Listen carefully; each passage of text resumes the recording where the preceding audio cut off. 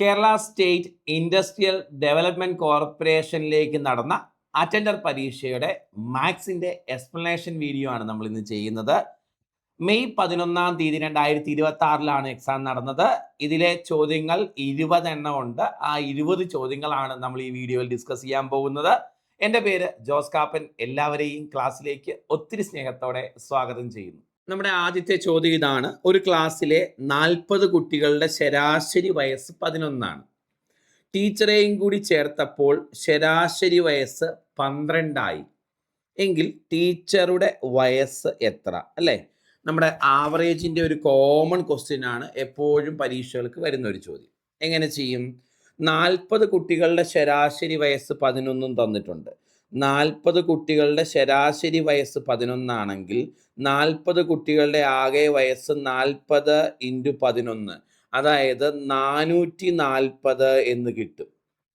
ടീച്ചറെയും കൂടെ ചേർത്തപ്പം 41 ആളുകളായി. അപ്പോൾ ശരാശരി വയസ്സ് 12 അപ്പം 41 പേരുടെ ആകെ വയസ്സ് 41 × 12 492 എന്ന് കിട്ടും. അല്ലേ മക്കളെ? അപ്പോൾ ഇതിൻ്റെ ഡിഫറൻസ് എടുക്കുന്നത് എത്രയാണോ അതാണ് നമ്മുടെ ടീച്ചറിൻ്റെ വയസ്സായിട്ട് വരുന്നത്. സോ ആൻസർ 52 എന്ന് വരും. ആവറേജിൻ്റെ ഒരു മോസ്റ്റ് റിപ്പീറ്റഡ് പാറ്റേൺ ആണ് ഇത്. 40 പേരുടെ ശരാശരി വയസ്സ് 11. അപ്പം 40 പേരുടെ ആകെ വയസ്സ് ശരാശരി ഇൻറ്റു നമ്പർ ചെയ്താൽ ആകെ വയസ്സ് കിട്ടില്ലേ? 40 × 11 440. ഇനി ടീച്ചറും കൂടെ വന്നപ്പോൾ 41 പേരായി, ശരാശരി വയസ്സ് 12. 41 പേരുടെ ശരാശരി വയസ്സ് 12 ആണെങ്കിൽ 41 പേരുടെ ആകെ വയസ്സ് 41 × 12 492. ശരിയാണോ? അപ്പം 40 പേരുടെ ആകെ വയസ്സ് 440, 41 പേരുടെ ആകെ വയസ്സ് 492. അപ്പോൾ ഇതിൻ്റെ ഡിഫറൻസ് എടുക്കുന്നത് എത്രയാണോ അതാണ് നമ്മുടെ ടീച്ചറിൻ്റെ വയസ്സ്. ഡിഫറൻസ് 52 എന്ന് വരും. സോ ആൻസർ 5, 2 ഓപ്ഷൻ എ ആണ്. ഓക്കെ, മുന്നോട്ട് പോവാം. നമ്മുടെ അടുത്ത ചോദ്യത്തിലേക്ക്. 5.25 ലിറ്റർ വെള്ളം 3/4 ലിറ്റർ കൊള്ളുന്ന കുപ്പികളിലാക്കണം. എത്ര കുപ്പികൾ വേണം അല്ലേ എന്ന് ചോദിച്ചാൽ 5.25 ലിറ്റർ 3/4 ലിറ്റർ കുപ്പികളിലാക്കണമെങ്കിൽ എത്ര കുപ്പി വേണമെന്നറിയാൻ 5.25 ഡിവൈഡഡ് ബൈ 3/4 അല്ലേ മക്കളെ ചെയ്യണ്ടേ? 5.25 ഡിവൈഡഡ് ബൈ 3/4 ആണോ?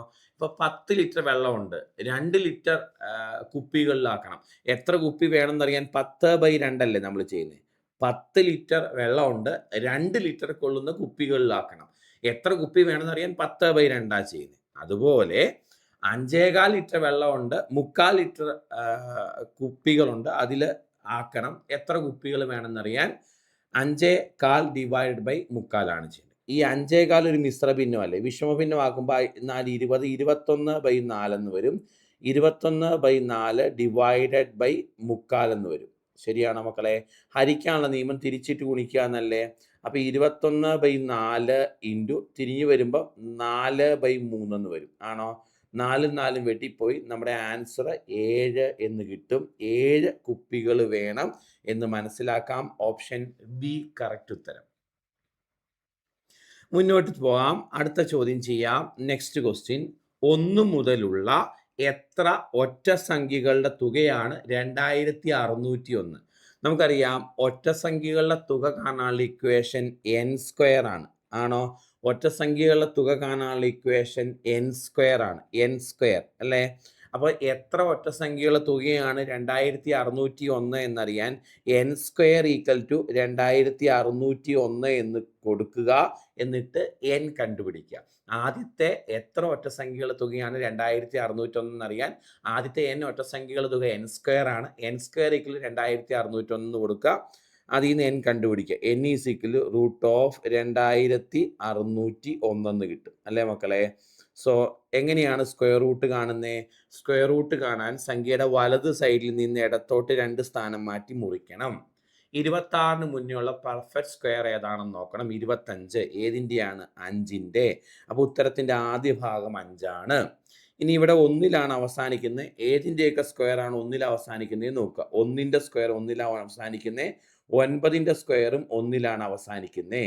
അപ്പോൾ സെക്കൻഡ് ഡിജിറ്റ് ഒന്നെങ്കിൽ 1 അല്ലെങ്കിൽ 9 വരാം.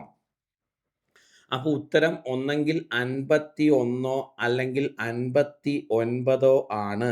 51 59 എന്നറിയാൻ ഇടയ്ക്കത്തെ 55 സ്ക്വയർ കണ്ടുപിടിച്ചാൽ മതി. 55 സ്ക്വയർ കാണാൻ അറിയാം, 5 × 6 30 25 55 സ്ക്വയർ 30 25 ആണെങ്കിൽ ഇത് 2601, അതിൽ കുറവാണ്. അപ്പം 55 ചെറിയ സംഖ്യയുടെ സ്ക്വയർ ആയിരിക്കും. അതുകൊണ്ട് 51 സ്ക്വയർ ആണ്. അപ്പോൾ എന്നിൻ്റെ വില 51 കിട്ടും. അപ്പോൾ ആദ്യത്തെ 51 ഒറ്റ സംഖ്യകളുടെ തുകയാണ് എത്ര? 2601 കിട്ടും. സോ ഓപ്ഷൻ ഡി ആണ് കറക്റ്റ് ഉത്തരം. സ്ക്വയർ ആൻഡ് സ്ക്വയർ റൂട്ടിൽ നമ്മൾ പഠിക്കുന്ന സ്ക്വയർ റൂട്ട് കാണാൻ സംഖ്യയുടെ വലത് സൈഡിൽ നിന്ന് 2 സ്ഥാനം മാറ്റി മുറിക്കണം. ഓക്കെ, 26 മുന്നേയുള്ള പെർഫെക്റ്റ് സ്ക്വയർ 25, 5ൻ്റെ ഉത്തരത്തിൻ്റെ ആദ്യ ഭാഗം 5. 1 അവസാനിക്കുന്ന 1ൻ്റെ സ്ക്വയർ 9ൻ്റെ സ്ക്വയർ. സോ സെക്കൻഡ് ഡിജിറ്റ് 1 9 വരാം. 51 59 ആണ് ഉത്തരം. 55 5 അവസാനിക്കുന്നതിൻ്റെ സ്ക്വയർ കാണാൻ എളുപ്പമാർഗം 5 ആദ്യത്തെ ഡിജിറ്റ് 5 അത് കഴിഞ്ഞ് വരുന്ന കോൺസിക്യൂട്ടീവ് നമ്പറായ 6 കൂടെ ഗുണിക്കുക. 5 × 6 30 25 സോ 55 സ്ക്വയർ 30 25 ആണെങ്കിൽ ഇത് ഈ 2601 അല്ല, അതിൽ കുറഞ്ഞ സംഖ്യയല്ലേ. അപ്പം 55 ചെറിയ സംഖ്യയുടെ സ്ക്വയർ. So 51 square. സോ ആദ്യത്തെ 51 ഒറ്റ സംഖ്യകളുടെ തുകയാണ് 2601 എന്ന് മനസ്സിലാക്കാം. മുന്നോട്ട് പോവാം. അടുത്ത ചോദ്യം. മണിക്കൂറിൽ 90 കിലോമീറ്റർ വേഗതയിൽ സഞ്ചരിക്കുന്ന 125 മീറ്റർ നീളമുള്ള ട്രെയിൻ 175 മീറ്റർ നീളമുള്ള പാലം കടക്കാൻ എത്ര സമയം വേണം? ടൈം കാണാനുള്ള ക്വസ്റ്റ്യൻ അല്ലേ? ടൈം കാണാൻ ചോദിച്ചാൽ ഡിസ്റ്റൻസ് ബൈ സ്പീഡ് അല്ലേ മക്കളെ ഇക്വേഷൻ? ആണോ? സോ ഇവിടെ ട്രെയിന് കടന്നു പോകേണ്ടത് 125 മീറ്റർ നീളമുള്ള ട്രെയിനാണ്. 175 മീറ്റർ നീളമുള്ള പാലം കടക്കണം. സോ ട്രെയിൻ പാലം കടക്കാൻ ആകെ സഞ്ചരിക്കേണ്ട ദൂരം രണ്ടിൻ്റെയും കൂടെ നീളമല്ലേ? രണ്ടിൻ്റെയും കൂടെ നീളം എന്ന് പറഞ്ഞാൽ 175 + 125 300 മീറ്റർ അല്ലേ മക്കളെ? 300 മീറ്റർ ആണ് ആകെ സഞ്ചരിക്കേണ്ട ദൂരം. ആണോ? Divided by speed. ഈ ട്രെയിനിൻ്റെ സ്പീഡ് 90 km/h എന്നല്ലേ തന്നേക്കുന്നേ? 90 km/h ഇട്ട് കണക്ക് ചെയ്യാൻ പറ്റില്ല. ഇതിനെ എന്തിലേക്ക് മാറ്റണം? മീറ്റർ/സെക്കൻഡിലേക്ക് മാറ്റണം. 90 km/h എത്ര മീറ്റർ/സെക്കൻഡ് ആക്കണം അറിയാൻ × 5/18 ചെയ്യണം. അപ്പോൾ അത് 25 മീറ്റർ/സെക്കൻഡ് എന്ന് കിട്ടും. 90 km/h കറസ്പോണ്ടിങ് മീറ്റർ/സെക്കൻഡ് വാല്യൂ കാണാതെ പഠിച്ചു വെക്കുക കേട്ടോ. 90 km/h 25 മീറ്റർ/സെക്കൻഡ്. സോ ഇത് 25 മീറ്റർ/സെക്കൻഡ് എന്ന് വരും അല്ലേ? 300/25 12 എന്നാണ് കിട്ടുന്നത്.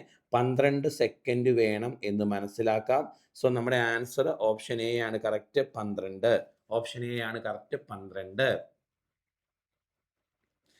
മുന്നോട്ട് അടുത്ത ചോദ്യം. 3600ൻ്റെ ഘടകങ്ങളുടെ എണ്ണം.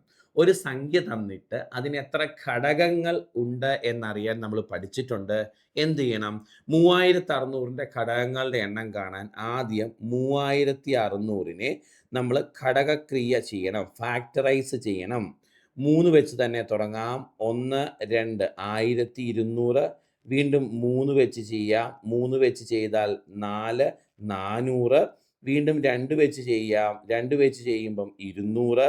വീണ്ടും 2 വെച്ച് ചെയ്യാം. 2 വെച്ച് ചെയ്യുമ്പം 100. ശരിയാണോ? വീണ്ടും 2 വെച്ച് ചെയ്യുമ്പം 50 അല്ലേ? വീണ്ടും 2 വെച്ച് ചെയ്യുമ്പം 25 ആണോ? ഇനി വീണ്ടും 5 വെച്ച് ചെയ്യാം. 5 വെച്ച് 5 തവണ. ക്ലിയർ അല്ലേ ചെയ്തത്? അപ്പം എനിക്ക് മനസ്സിലായി 3600 എന്ന് പറയുന്നത് 3 സ്ക്വയർ ഇൻറ്റു 2⁴ ഇൻറ്റു 5⁴2 ആണ്. 3 സ്ക്വയർ 2⁴4 5⁴2. ഓക്കെ, ഇങ്ങനെ എടുത്തെഴുതിയിട്ട് പവറുകളെല്ലാം 1 വീതം കൂട്ടി ഗുണിക്കുന്നതായിരിക്കും ആകെ ഘടകങ്ങളുടെ എണ്ണം. ഇവിടെ പവറുകൾ ഏതാ? 3ൻ്റെ പവർ 2, ആ പവർ 1 കൂട്ടുക, അപ്പോൾ അത് 3 ഇൻറ്റു 2ൻ്റെ പവർ 4, 2ൻ്റെ പവർ 4 1 കൂട്ടുക, അപ്പോൾ അത് 5 ഇൻറ്റു 5ൻ്റെ പവർ 2 1 കൂട്ടുക, അപ്പോൾ അത് 3 സോ 3 ഇൻറ്റു 5 ഇൻറ്റു 3 ആൻസർ 45 ഘടകങ്ങളുണ്ട് എന്ന് കിട്ടും. സോ നമ്മുടെ ആൻസർ ഓപ്ഷൻ ബി ആണ്, 45. ചെയ്തത് ക്ലിയർ ആണോ? അപ്പം 3600ൻ്റെ ഘടകങ്ങൾ എത്രയാണെന്ന് ചോദിച്ചേക്കുന്നത്. അതിനെ 3600നെ ഫാക്ടറൈസ് ചെയ്യണം. ഫാക്ടറൈസ് ചെയ്ത് എഴുതുമ്പം 3 സ്ക്വയർ ഇൻറ്റു 2⁴4 ഇൻറ്റു 5 സ്ക്വയർ എന്ന് കിട്ടും. ശരിയല്ലേ? സോ ഇതാണ് അതിൻ്റെ പവറുകൾ. ഈ പവറുകളെല്ലാം 1 വീതം കൂട്ടി ഗുണിച്ചാൽ ആകെ ഘടകങ്ങളുടെ എണ്ണം കിട്ടും കേട്ടോ. ഇങ്ങനെയാണ് ഒരു സംഖ്യയുടെ ആകെ. എപ്പോഴും ഓർക്കുക, ഇങ്ങനെ അഭാജ്യ ഘടകങ്ങളാക്കി എഴുതണം ഫാക്ടറൈസ് ചെയ്തിട്ട്. എന്നിട്ട് പവറുകളെല്ലാം 1 വീതം കൂട്ടി ഗുണിച്ചാൽ മതി ആകെ ഘടകങ്ങളുടെ എണ്ണം കിട്ടാൻ കേട്ടോ. മുന്നോട്ട് പോവാം. അടുത്ത ചോദ്യം, ഒരു ചതുരത്തിൻ്റെ പരപ്പളവ് തന്നിട്ടുണ്ട് മക്കളെ. നമ്മുടെ ചതുരം ഇതാണ്, നമ്മുടെ ചതുരം. അതിൻ്റെ പരപ്പളവ് എന്ന് പറഞ്ഞാൽ ഏരിയ തന്നിട്ടുണ്ട്.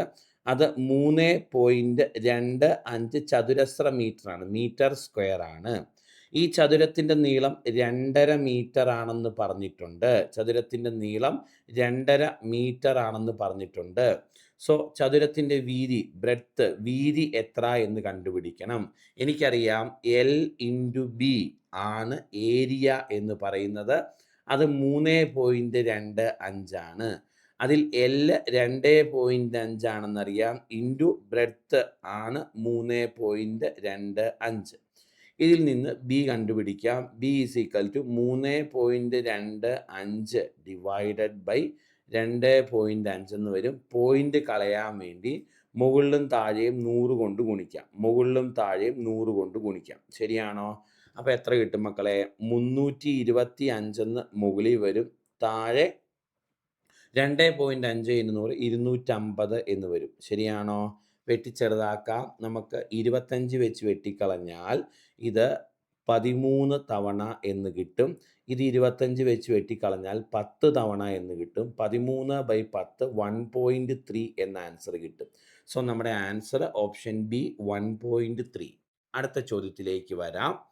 7, 3, 2, x അല്ലേ എന്നീ അക്കങ്ങൾ കൊണ്ടുണ്ടാക്കാവുന്ന ഒരു 4 അക്ക സംഖ്യയെ 9 കൊണ്ട് നിശേഷം ഹരിക്കാൻ കഴിയുമെങ്കിൽ എക്സിൻ്റെ വില എത്രയാണ്?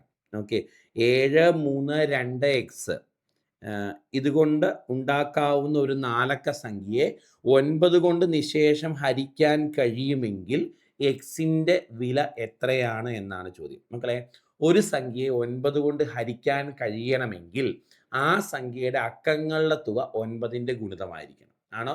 ഒരു സംഖ്യയെ 9 കൊണ്ട് നിശേഷം ഹരിക്കാൻ കഴിയണമെങ്കിൽ ആ സംഖ്യയുടെ അക്കങ്ങളുടെ തുക 9ൻ്റെ ഗുണിതമായിരിക്കണം. ഓക്കെ, അപ്പം ഇവിടെ എക്സിന് ഏത് വില കൊടുക്കുമ്പോഴാണ് അക്കങ്ങളുടെ തുക 9ൻ്റെ ഗുണിതമായിട്ട് മാറുന്നത്? ഞാൻ എക്സിന് 1 കൊടുത്താൽ അക്കങ്ങളുടെ തുക കണ്ടുപിടിച്ചേ, 13 എന്നാണ് കിട്ടുന്നത്, 9ൻ്റെ ഗുണിതം അല്ല. ഓക്കെ, ഞാൻ എക്സിന് 2 എന്നുള്ള വില കൊടുത്താൽ നമുക്ക് 14 എന്നാണ് കിട്ടുന്നത്, 9ൻ്റെ ഗുണിതം അല്ല. നമ്മൾ എക്സിന് 3 കൊടുത്താൽ നമുക്ക് 15 എന്നാണ് കിട്ടുന്നത്, 9ൻ്റെ ഗുണിതം അല്ല. നമ്മൾ എക്സിന് 6 കൊടുത്താൽ അക്കങ്ങളുടെ തുക നമുക്ക് 18 കിട്ടും. എക്സിന് 6 എന്നുള്ള വില കൊടുത്താൽ അക്കങ്ങളുടെ തുക 18 കിട്ടും. അക്കങ്ങളുടെ തുക 18 ആണെങ്കിൽ അത് 9ൻ്റെ ഗുണിതമാണ്. അപ്പോൾ ഈ സംഖ്യ 9ൻ്റെ ഗുണിതമാകണം എങ്കിൽ എക്സിന് കൊടുക്കേണ്ട വില എത്രയാണ്? 6 ആണ്. ചോദ്യത്തിൻ്റെ ഉത്തരം ഓപ്ഷൻ ഡി 6. മുന്നോട്ട് അടുത്ത ചോദ്യം. 2 സംഖ്യകളുടെ തുക 30ഉം ചെറിയ പൊതുഗുണിതം അതായത് LCM 36ഉം വലിയ പൊതുഘടകം HCF 6ഉമാണ്. അവയുടെ വിൽക്രമങ്ങളുടെ തുക എത്രയാണ്? ഓക്കെ, ഇതൊരു നല്ല ചോദ്യമാണ് കേട്ടോ. ഓക്കെ, അതായത് 2 സംഖ്യകൾ, ഒരു സംഖ്യ ഞാൻ എ എന്നും ഒരു സംഖ്യ ഞാൻ ബി എന്നും എടുക്കും. എനിക്ക് ഇവയുടെ വിൽക്രമങ്ങളുടെ തുക കാണണം. അതായത് 1/A + 1/B യുടെ ഉത്തരവാണ് കണ്ടുപിടിക്കേണ്ടത്. 2 സംഖ്യകൾ, ഒരു സംഖ്യ എ എന്നും ഒരു സംഖ്യ ബി എന്നും എടുത്തു. എനിക്ക് ഇവയുടെ വിൽക്രമങ്ങളുടെ തുക കാണാം. എയുടെ വിൽക്രമം 1/A, ബിയുടെ വിൽക്രമം 1/B. വിൽക്രമങ്ങളുടെ തുക എന്ന് പറഞ്ഞാൽ 1/A + 1/B. ഇതാണ് കണ്ടുപിടിക്കേണ്ടത്. ശരി, ഇതൊന്ന് ഞാൻ ക്രോസ് മൾട്ടിപ്ലൈ ചെയ്താൽ ഇത് ബി, ഇത് +A, അപ്പോൾ B + A, അതായത് A + B മുകളിൽ വരും /AB. അപ്പോൾ A + B /AB എത്രയാണെന്ന് കണ്ടുപിടിച്ചാൽ മതി അല്ലേ? ക്രോസ് മൾട്ടിപ്ലൈ ചെയ്തപ്പോൾ A + B മുകളിൽ വരും, AB താഴെ വരും. A + B /AB എത്രയാണെന്നാണ് ആക്ച്വലി കണ്ടുപിടിക്കേണ്ടത്. A + B /AB എത്രയാണെന്നാണ് ആക്ച്വലി കണ്ടുപിടിക്കേണ്ടത്. ശരി, ക്ലിയർ ആണല്ലോ? ഇനി ഇവിടെ ശ്രദ്ധിച്ചേ. ഇനി നമ്മളിങ്ങനെ പഠിച്ചിട്ടുണ്ട്, 2 സംഖ്യകളുടെ LCM ഇൻറ്റു അവയുടെ HCF എന്ന് പറഞ്ഞാൽ പ്രൊഡക്റ്റ് ഓഫ് നമ്പേഴ്സ് ആയിരിക്കും. അപ്പോൾ നമ്മൾ നമ്പേഴ്സ് A × B എന്ന് എടുത്താൽ, എയും ബി എന്ന് എടുത്താൽ A × B ആയിരിക്കും. ഇവിടെ സംഖ്യകളുടെ തുക 30 ആണെന്ന് ഓൾറെഡി പറഞ്ഞിട്ടുണ്ട്. നമ്മൾ സംഖ്യകൾ എ എന്നും ബി എന്നും അല്ലേ എടുത്തേക്കുന്നത്. അപ്പോൾ സംഖ്യകളുടെ തുക എന്ന് പറഞ്ഞാൽ എ പ്ലസ് ബി ആണ്. എ പ്ലസ് ബി 30 ആണെന്ന് ഓൾറെഡി പറഞ്ഞിട്ടുണ്ട്. സംഖ്യകളുടെ എൽ സി എമ്മും എച്ച് സി എഫും ഗുണിക്കുമ്പം സംഖ്യകളുടെ ഗുണനഫലത്തിന് തുല്യമാണെന്ന് പറഞ്ഞിട്ടുണ്ട്. എൽ സി എം എന്ന് പറഞ്ഞാൽ 36 ആണ്. എച്ച് സി എഫ് എന്ന് പറഞ്ഞാൽ 6 ആണ്. 36 ഇൻറ്റു 6 എ ഇൻറ്റു ബിക്ക് തുല്യമാണ്. 36 ഇൻറ്റു 6 എ ഇൻറ്റു ബിക്ക് തുല്യമാണ് താനും. അപ്പോൾ ഇത് എത്ര കിട്ടും? 216 എന്ന് കിട്ടും. അപ്പോൾ എ ഇൻറ്റു ബിയുടെ വില 216 എന്ന് കിട്ടി. എ പ്ലസ് ബിയുടെ വില 30 എന്ന് കിട്ടി. എ ഇൻറ്റു ബി 216 എന്ന് കിട്ടി അല്ലേ. ഇനി വിൽക്രമങ്ങൾ തുക കാണാൻ A plus B 30 divided by A into B 216. 30 by 216 answer 6 വെച്ച് വെട്ടിക്കളഞ്ഞാൽ ഇത് 5 തവണ, 6 വെച്ച് വെട്ടിക്കളയുമ്പം ഇത് 36 തവണ. ആൻസർ 5 ബൈ 36 എന്ന് കിട്ടും. ഇതൊരു നല്ല ചോദ്യമായിരുന്നു. ഓപ്ഷൻ ഡി ആണ് കറക്റ്റ് ഉത്തരം. ഒന്നുകൂടെ പറഞ്ഞോട്ടെ, ശ്രദ്ധിച്ച് കേൾക്കാവോ മക്കളെ? ഒന്നുമില്ല, ഇത്രേ ഉള്ളൂ.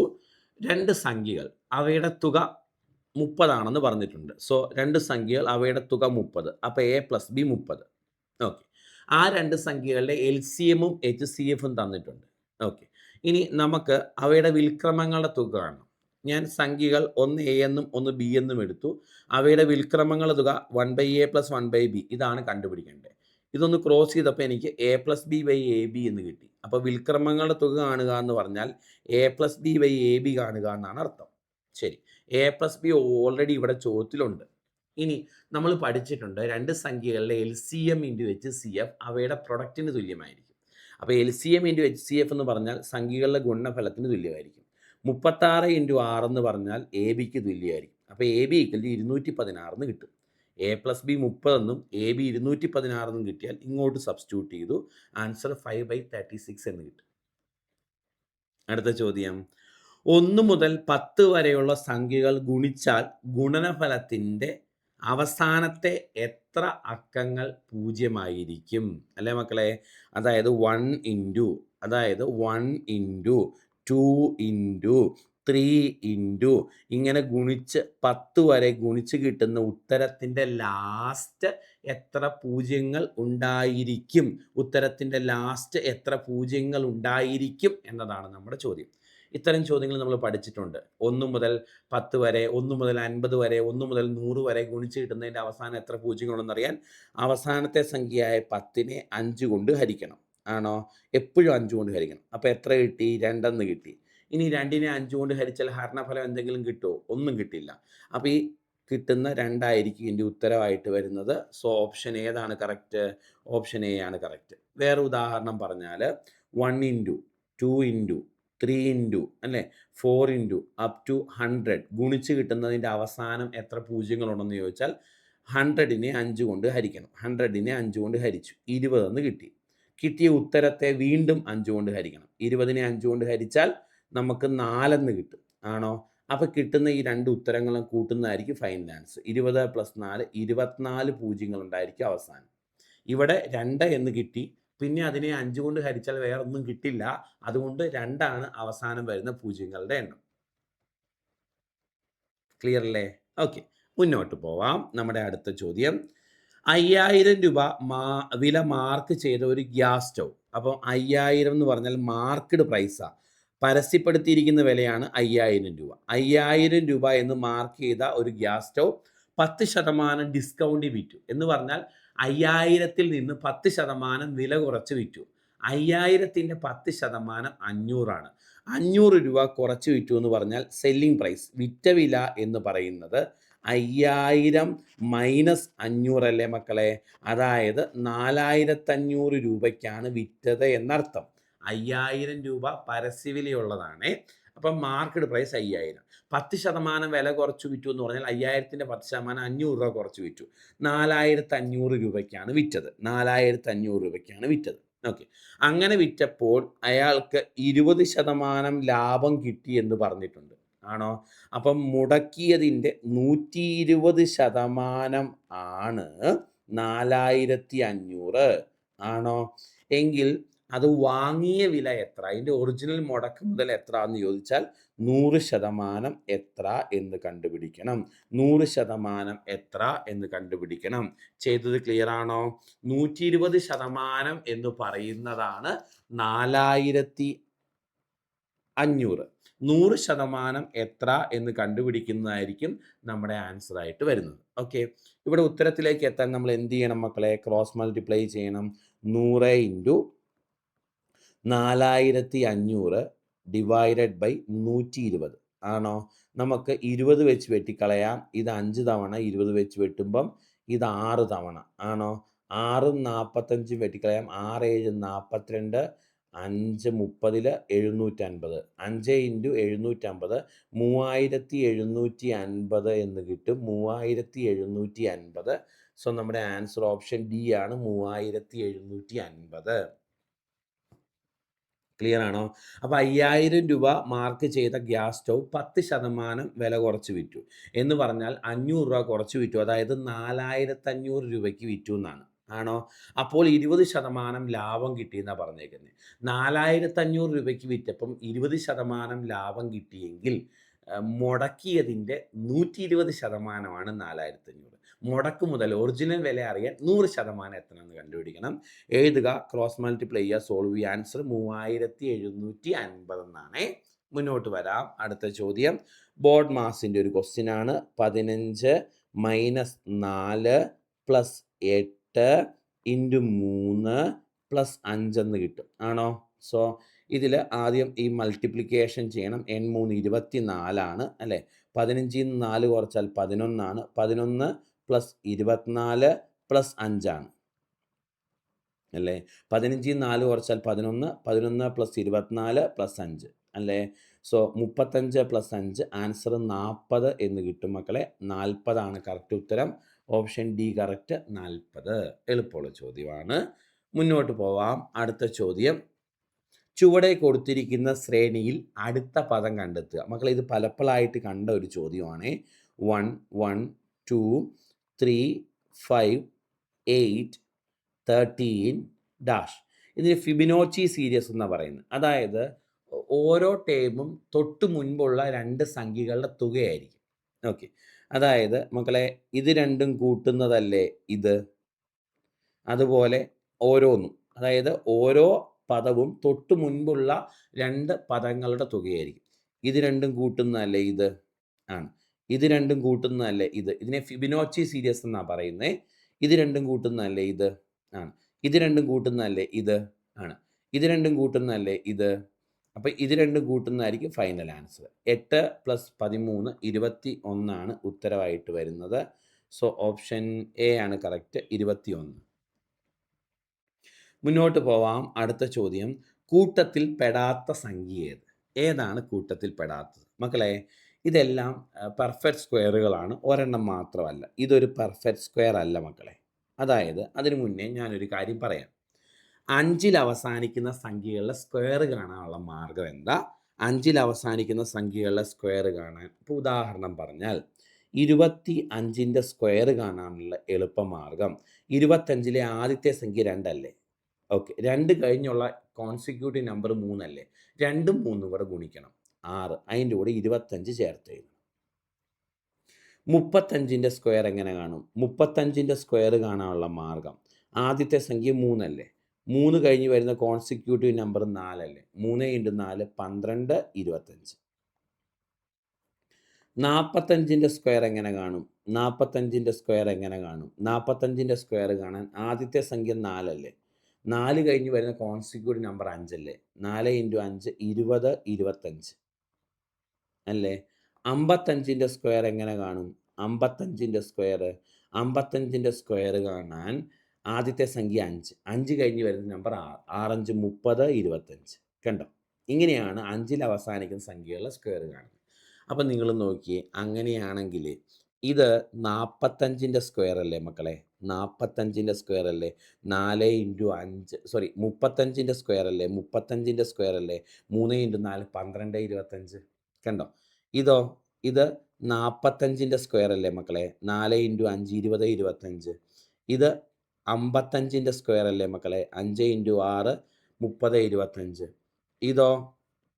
85ൻ്റെ സ്ക്വയർ അല്ലേ? 8 × 9 9 8 72 25 ആണോ?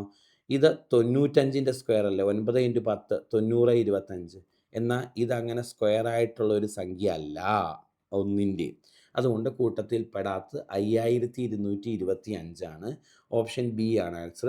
ചേരാത്തത് 5225 ആണ് കേട്ടോ. മുന്നോട്ട് അടുത്ത ചോദ്യത്തിലേക്ക് വരാം.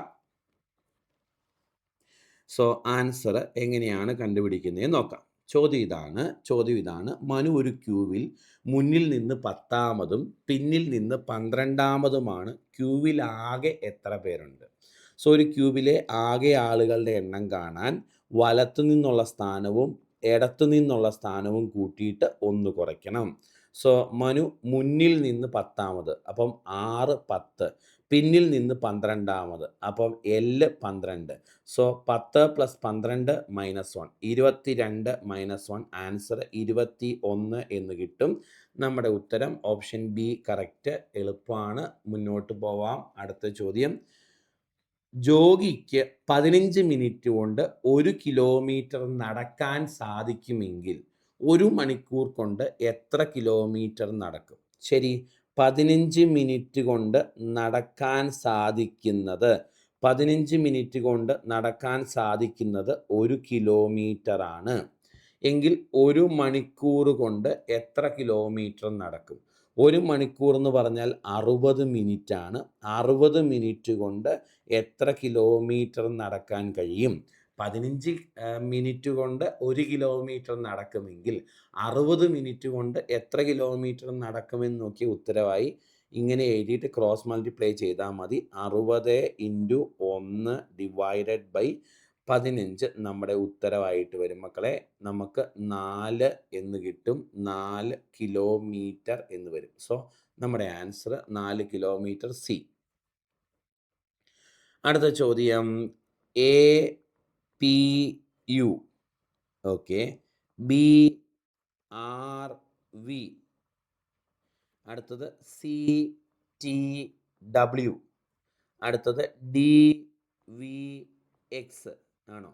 ഇനിയുള്ളത് നമ്മൾ കണ്ടുപിടിക്കും. നമുക്ക് ഓരോന്നിൻ്റെ പൊസിഷൻ വാല്യൂ അങ്ങോട്ട് എഴുതാം. Okay, A ഒന്നാമത്തേതാണ്, B 2ആണ്, C 3ആണ്, D 4ആണ്. അപ്പം ഇനി 5 വരണം. 5 E ആണ്. ഉത്തരം ഇയിൽ തുടങ്ങും. Okay, P 16ആണ്, R 18ആണ്, T 20ആണ്, V 22ആണ്. അപ്പം 24 വരണം. 24 എന്ന് പറഞ്ഞാൽ X ആണ്. U 21ആണ്, V 22ആണ്, W 23ആണ്, X 24ആണ്. അപ്പം 25 വരണം. 25 Y ആണ്. സോ EXY ആണ് answer. Option EXY. Option B correct. അടുത്ത ചോദ്യം. 2 6 12 20 30 അല്ലേ മക്കളെ? സോ ഇവിടെ എത്ര കൂടി? 4 കൂടി. ഇവിടെ എത്ര കൂടി? 6 കൂടി. ഇവിടെ എത്ര കൂടി? 8 കൂടി. ഇവിടെ എത്ര കൂടി? 10 കൂടി. ഇവിടെ എത്ര കൂടണം? 12 കൂടണം. 4 6 8 10 12 കൂടണം. 30 + 12 42 ആണ് ഇതിൻ്റെ ആൻസർ ആയിട്ട് വരുന്നത്. 42. ക്ലിയർ? Option B correct. 42. മുന്നോട്ട്. ചുവടെ കൊടുത്തിരിക്കുന്നവയിൽ തുടർച്ചയായ 4 എണ്ണൽ സംഖ്യകളുടെ തുക ആകാൻ സാധ്യതയുള്ള സംഖ്യ. ഇത് ഒരു നല്ല ചോദ്യമാണ്. തുടർച്ചയായ 4 എണ്ണൽ സംഖ്യകൾ, ഒരെണ്ണം X എന്നെടുക്കാം, അടുത്തത് X + 1 എന്നെടുക്കാം, അടുത്തത് X + 2 എന്നെടുക്കാം, അടുത്തത് X + 3 എന്നെടുക്കാം. ഇതാണ് തുടർച്ചയായ 4 എണ്ണൽ സംഖ്യകൾ. അവയുടെ തുകയാകാൻ സാധ്യതയുള്ളത് ഏതെന്നാണ് ചോദിച്ചിരിക്കുന്നത്. ആണോ മക്കളെ? ഇതിൻ്റെ തുക എന്ന് പറഞ്ഞാൽ എല്ലാം കൂടെ കൂട്ടണം. X + X + 1 + X + 2 + X + 3. Okay, ഇതിൻ്റെ തുകയാവാൻ സാധ്യതയുള്ളത്. ഇതിൻ്റെ എല്ലാം തുക കണ്ടുപിടിച്ചേ. X എല്ലാം കൂടെ കൂട്ടുമ്പോൾ 4X + 6 എന്ന് കിട്ടും. ആണോ? അപ്പോൾ എനിക്ക് മനസ്സിലായി ഇതിൻ്റെ എല്ലാം തുക 4X + 6 6ന് തുല്യമാണ്. അല്ലേ? സോ തുടർച്ചയായ 4 എണ്ണൽ സംഖ്യകൾ ഒന്ന് എക്സ് എന്നും ഒന്ന് എക്സ് പ്ലസ് 1 എന്നും ഒന്ന് എക്സ് പ്ലസ് 2 എന്നും ഒന്ന് എക്സ് പ്ലസ് 3 എന്നും എടുത്തു. റെഡിയല്ലേ? ഇനി ഇതിൻ്റെ എല്ലാം തുക ഞാൻ കണ്ടുപിടിച്ചു. അപ്പോൾ എനിക്ക് 4x പ്ലസ് 6 എന്ന് കിട്ടി. ഇനി ഓപ്ഷൻസിൽ തുകയാകാൻ സാധ്യതയുള്ളത് ഏതാണെന്നാണ് ചോദിച്ചിരിക്കുന്നത്. ഞാൻ ഈ 4x പ്ലസ് 6 എന്ന് കണ്ടപ്പോൾ എനിക്കൊരു കാര്യം മനസ്സിലായി. ഈ സംഖ്യ 4ൻ്റെ മൾട്ടിപ്പിളിനോട് 6 കൂട്ടുന്ന സംഖ്യയായിരിക്കും 4x. അപ്പം 4ൻ്റെ മൾട്ടിപ്പിളിനോട് 6 കൂട്ടുന്ന സംഖ്യയാണ് ഈ തുടർച്ചയായ 4 സംഖ്യകളുടെ തുകയായി വരാൻ സാധ്യത. കണ്ടോ? 4x പ്ലസ് 6 എന്ന് പറഞ്ഞാൽ 4ൻ്റെ മൾട്ടിപ്പിളായ ഒരു സംഖ്യയോട് 6 കൂട്ടണം. അപ്പം 4ൻ്റെ മൾട്ടിപ്പിളിനോട് 6 കൂട്ടി വരുന്ന ഒരു ഓപ്ഷൻ ഏതാ?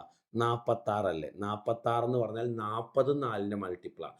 പ്ലസ് 6 46. അപ്പോൾ ഇവിടെ സംഖ്യയായിട്ട് വരാൻ സാധ്യതയുള്ളത് ഏതാണെന്ന് ചോദിച്ചാൽ ഓപ്ഷൻ ബി ആണ് കറക്റ്റ്. ഒന്നുകൂടെ ഞാൻ ചെയ്ത ഐഡിയ പറയട്ടെ. തുടർച്ചയായ 4 സംഖ്യകൾ X, X plus 1, X plus 2, X plus 3 എന്ന് എടുത്തു. അതിൻ്റെ തുക എന്ന് പറഞ്ഞാൽ 4x പ്ലസ് 6 എന്ന് കിട്ടി. എന്താ അതിൻ്റെ തുകയുടെ പ്രത്യേകത? 4ൻ്റെ മൾട്ടിപ്പിളിനോട് 6 കൂട്ടുന്നതായിരിക്കും അതിൻ്റെ തുക എപ്പോഴും, അല്ലേ? 4ൻ്റെ മൾട്ടിപ്പിളിനോട് 6 കൂട്ടി വരുന്ന ഒരു ഓപ്ഷൻ 46 മാത്രമേ ഉള്ളൂ. അതുകൊണ്ട് ആൻസർ 46.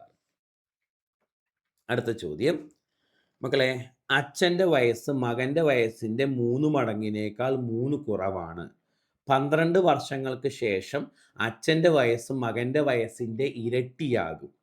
മകൻ്റെ ഇപ്പോഴത്തെ വയസ്സ് എത്രയാണ്? നല്ല ചോദ്യമാണ്, ശ്രദ്ധിച്ചോണേ. നല്ല ചോദ്യമാണ്, ശ്രദ്ധിച്ചിരുന്നോണം. ഓക്കെ, അച്ഛൻ്റെ വയസ്സുമുണ്ട് മകനുമുണ്ട്.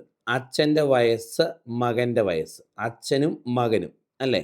ഓക്കെ മക്കളെ, ഈ അച്ഛൻ്റെ വയസ്സ് മകൻ്റെ വയസ്സ്, മകൻ്റെ വയസ്സ് സൺ, മകൻ്റെ വയസ്സ് നമുക്ക് എസ് എന്നെടുക്കാം. അച്ഛൻ്റെ വയസ്സ് എന്ന് പറഞ്ഞാൽ ഫാദർ, അച്ഛൻ്റെ വയസ്സ് എന്ന് പറഞ്ഞാൽ മകൻ്റെ വയസ്സിൻ്റെ 3 മടങ്ങിനോട് 3 കുറയ്ക്കുന്നതിന് തുല്യമാണ്. അപ്പോൾ അച്ഛൻ്റെ വയസ്സ് 3s മൈനസ് 3 എന്നെടുത്തു. ക്ലിയർ ആണോ ഞാൻ ചെയ്തത്? അപ്പം മകൻ്റെ വയസ്സ് എസ്, സൺ എസ്. അച്ഛൻ്റെ വയസ്സ് മകൻ്റെ വയസ്സിൻ്റെ 3 മടങ്ങിനേക്കാൾ 3 കുറവാണ് എന്ന് പറഞ്ഞാൽ 3s മൈനസ് 3 ആണ് അച്ഛൻ്റെ വയസ്സ്. ഓക്കെ അല്ലേ? ഇനി 12 വർഷം കഴിയുമ്പം മക്കളെ ശ്രദ്ധിച്ചോ, ഇതാണ് പ്രസൻ്റ്ലി ഉള്ള കാര്യം. പ്രസൻ്റ്ലി മകൻ്റെ വയസ്സ് എസ്, അച്ഛൻ്റെ വയസ്സ് 3s മൈനസ് 3, മകൻ്റെ വയസ്സിൻ്റെ 3 മടങ്ങിനേക്കാൾ 3 കുറവ്. ഓക്കെ, ഇനി 12 വർഷം കഴിയുമ്പോൾ സംഭവിക്കാൻ പോകുന്നത് അച്ഛൻ്റെ വയസ്സ് 3s മൈനസ് 3 ആണല്ലോ. ഇതിൻ്റെ കൂടെ ഒരു 12ഉം കൂടെ കൂടും, അല്ലേ? അപ്പോൾ എത്ര കിട്ടും? 3s പ്ലസ് 9 എന്ന് വരും. ഓക്കെ, മകൻ്റെ വയസ്സ് എങ്ങനെ വരും? എസ് പ്ലസ് 12 എന്ന് വരും 12 വർഷം കഴിയുമ്പോൾ, അല്ലേ? ഇപ്പോൾ അച്ഛൻ്റെ വയസ്സ് 3s മൈനസ് 3, 12 വർഷം കഴിയുമ്പം 3s മൈനസ് 3 പ്ലസ് 12, അതായത് 3s പ്ലസ് 9. മകൻ്റെ വയസ്സ് എസ്, 12 വർഷം കഴിയുമ്പം എസ് പ്ലസ് 12. ഇനി 12 വർഷം കഴിയുമ്പം അച്ഛൻ്റെ വയസ്സ് മകൻ്റെ വയസ്സിൻ്റെ ഇരട്ടിയാകുമെന്ന് പറഞ്ഞിട്ടുണ്ട്. അപ്പോൾ അച്ഛൻ്റെ വയസ്സ് എത്രയാ? 3s പ്ലസ് 9 ആണ്, ആണോ? ഇത് മകൻ്റെ വയസ്സിൻ്റെ ഇരട്ടിയാണ്. അപ്പോൾ 2 ഇൻറ്റു മകൻ്റെ വയസ്സ് എത്രയാ? എസ് പ്ലസ് 12, മകൻ്റെ വയസ്സിൻ്റെ ഇരട്ടിയാകും. ഇതല്ലേ പറഞ്ഞേക്കുന്നത്? മകൻ്റെ വയസ്സിൻ്റെ ഇരട്ടിയാകും എന്ന് പറഞ്ഞിട്ടുണ്ട്, ആണോ? അപ്പോൾ ഇതിൽ നിന്ന് നമുക്ക് 3s plus 9 is equal to 2 അകത്തേക്ക് ഗുണിക്കുമ്പം 2s പ്ലസ് 24 എന്ന് കിട്ടും, അല്ലേ? സോ ഇത് ഇങ്ങോട്ട് വരുമ്പോൾ 3s മൈനസ് 2s 1s, 9 അങ്ങോട്ട് പോകുമ്പോൾ 24 മൈനസ് 9 15 എന്ന് വരും. അപ്പോൾ എസ് ഈക്വൽ ടു 15 എന്ന് കിട്ടും. മകൻ്റെ വയസ്സ് എത്രയാണെന്ന് കണ്ടുപിടിക്കാനാണ് ചോദ്യം. സോ ആൻസർ ഓപ്ഷൻ എ 15 എന്ന് കിട്ടും. ഇതൊരു നല്ല ചോദ്യമായിരുന്നു. ഒന്നുകൂടെ ഞാൻ പറയട്ടെ, കൺഫ്യൂഷൻ ഉണ്ടാവാതെ ക്ലിയർ ആവാൻ വേണ്ടി ഞാൻ ഒന്നുകൂടെ പറയാം. ശ്രദ്ധിച്ച് കേട്ടോ മക്കളെ. അച്ഛൻ്റെ വയസ്സ് മകൻ്റെ വയസ്സിൻ്റെ 3 മടങ്ങിനേക്കാൾ 3 കുറവാണ്. അച്ഛൻ്റെ വയസ്സ് മകൻ്റെ വയസ്സിന് 3 മടങ്ങിനേക്കാൾ 3 കുറവാണ്. ഓക്കെ, അപ്പം ഞാൻ മകൻ്റെ ഇപ്പോഴത്തെ വയസ്സ് എസ് എന്നെടുത്തു.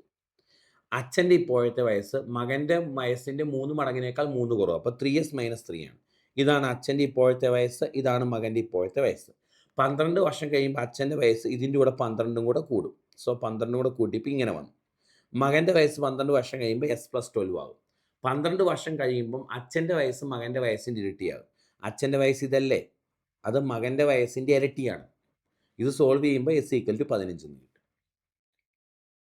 നമ്മുടെ ലാസ്റ്റ് ക്വസ്റ്റ്യൻ, തുടർച്ചയായ 3 ഒറ്റ സംഖ്യകളുടെ തുക 45 ആയാൽ അവയിൽ ഏറ്റവും വലിയ സംഖ്യ ഏത്? മക്കളെ, തുടർച്ചയായ 3 ഒറ്റ സംഖ്യകൾ നമുക്ക് എങ്ങനെയൊക്കെ എടുക്കാം? ഒരെണ്ണം എക്സ് എന്ന് എടുക്കാം, അതിന് മുൻപുള്ളത് എക്സ് മൈനസ് 2 എന്നെടുക്കാം, അത് കഴിഞ്ഞുള്ളത് എക്സ് പ്ലസ് 2 എന്നെടുക്കാം. തുടർച്ചയായ 3 ഒറ്റ സംഖ്യ ഒന്നെങ്കിൽ ഈ രീതിയിൽ എടുക്കാം, അല്ലെങ്കിൽ എങ്ങനെ എടുക്കാം? ആദ്യത്തേത് എക്സ്, അടുത്തത് എക്സ് പ്ലസ് 2, അടുത്തത് എക്സ് പ്ലസ് 4, ഇങ്ങനെ വേണേലും എടുക്കാം. തുടർച്ചയായ 3 ഒറ്റ സംഖ്യകൾ ആദ്യത്തേത് എക്സ്, അടുത്തത് എക്സ് പ്ലസ് 2, അടുത്തത് എക്സ് പ്ലസ് 4, ഇങ്ങനെ എടുക്കാം. അല്ലെങ്കിൽ നടുക്കത്തേത് എക്സ്, മുന്നേ ഉള്ളത് എക്സ് മൈനസ് 2, അത് ശേഷമുള്ളത് എക്സ് പ്ലസ് 2. ഇതിൻ്റെ എല്ലാം തുക എന്ന് പറയുമ്പോൾ എക്സും എക്സും എക്സും കൂട്ടുമ്പോൾ 3x, മൈനസ് 2ഉം പ്ലസ് 2ഉം കൂട്ടുമ്പോൾ 0, അപ്പോൾ 3x എന്ന് കിട്ടും. ഈ തുക 45 ആണെന്ന് പറഞ്ഞാൽ 3x 45 ആണെന്ന് അർത്ഥം. അതിൽ നിന്ന് എക്സ് കണ്ടുപിടിക്കാം. എക്സ് 45/3 15 എന്ന് കിട്ടും. എക്സ് 15 എന്ന് കിട്ടിയാൽ നമുക്ക് നടുക്കത്തെ സംഖ്യ കിട്ടി, വലിയ സംഖ്യ ചോദിച്ചേക്കുന്നത്. അപ്പോൾ എക്സ് പ്ലസ് 2 എത്രയാണെന്ന് നോക്കണം. എക്സ് പ്ലസ് 2 എന്ന് പറഞ്ഞാൽ 15 + 2 17 എന്ന് കിട്ടും. ഇങ്ങനെ എടുത്ത് ചെയ്താൽ കുറച്ചുകൂടി എളുപ്പമുണ്ട് ചെയ്യാൻ. ഈ രീതിക്കാണ് ചെയ്യുന്നതെങ്കിൽ 3x + 6, 3x + 6 ആണ് 45 എന്ന് വരുന്നത്. അതിൽ നിന്ന് 3x = 39 എന്ന് കിട്ടും. അതിൽ നിന്ന് എക്സിൻ്റെ വില നമുക്ക് 13 എന്ന് വരും. നമുക്കറിയാം എക്സ് 13 ആണെങ്കിൽ ഏറ്റവും വലുത് എക്സ് പ്ലസ് 4 അല്ലേ. എക്സ് പ്ലസ് 4 കണ്ടുപിടിക്കുമ്പം 13 + 4 17 എന്ന് കിട്ടും. വലിയ സംഖ്യ 17 ആണെന്ന്. അങ്ങനെ ഉത്തരത്തിലേക്ക് എത്താൻ പറ്റും. ഓപ്ഷൻ സി കറക്റ്റ് ഉത്തരം. ഇതാണ് നമ്മുടെ 20 ചോദ്യങ്ങൾ. യെസ്. അപ്പം അതിൽ 2-3 ചോദ്യങ്ങൾ, പ്രത്യേകിച്ച് ഏജിൻ്റെ, അങ്ങനെ 2-3 ചോദ്യങ്ങൾ കുറച്ച് ബുദ്ധിമുട്ടുണ്ടായിരുന്നു. ബാക്കിയുള്ളതെല്ലാം എളുപ്പമുള്ള ചോദ്യങ്ങളായിരുന്നു. അപ്പോൾ നമ്മൾ ചെയ്ത ചോദ്യങ്ങളെല്ലാം നിങ്ങൾക്ക് മനസ്സിലായി എന്ന് പ്രതീക്ഷിക്കുന്നു. അടുത്ത എക്സ്പ്ലനേഷൻ വീഡിയോയിൽ കാണാം. ടാറ്റാ.